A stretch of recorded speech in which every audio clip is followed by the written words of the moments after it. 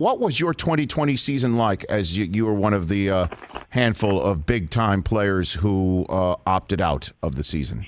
What was that like? It was full of work and film work. We was grinding every day, watching college football and watching NFL. So I think this is like the most I ever watched football during a football season. What were you watching? What film were you watching? I was watching my Penn State film, of course, and then obviously I watched some of my favorite linebackers play a lot more this year. I got to watch, Devin White play, like as you were saying. I got to watch Tremaine Edmonds. I got to watch Devin Bush before he tore his ACL, So guys like that, guys that I think I can relate to. So are you as good as those guys? I'm not going to sit here and say that, but, I think I got the potential to be as good or better. And so, why? Why do you feel that way? I'd love to hear this sort of stuff. Go for it.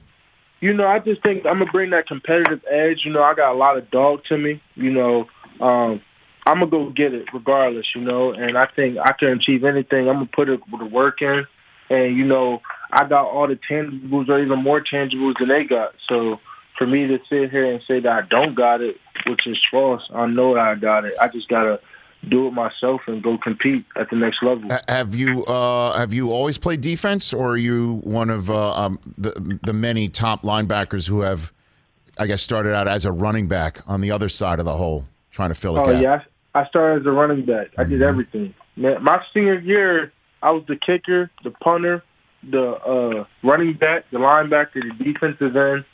I did everything.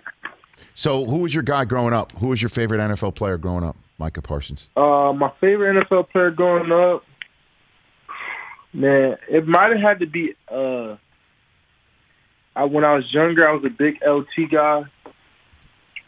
And then I'm gonna say it went into like, Randy Moss. So I kind of actually I'm gonna just stay with Randy because I always watch him. He's like, I don't need to warm up. So I always had that mentality. I'm coming game ready. Okay, I like that. And I ask this question at the risk of being older than the actual 51 years I am on this planet. When you say LT, you mean LaDainian Tomlinson and not Lawrence Taylor, right, Micah? Yes, sir. Oh, boy. There was an LT before Tomlinson, and he plays a similar level of football, I mean, in terms of 3 levels of defense that you do, right, Micah? Of course. Okay, just wanted to make I had to ask. I just really had to ask. And I love the way you're like, of course. I love it. So who was your favorite defensive player growing up? My favorite defensive player? I love Ray. Ray was a monster. And then, obviously before he retired, I love Luke. Luke Kuechly was just different.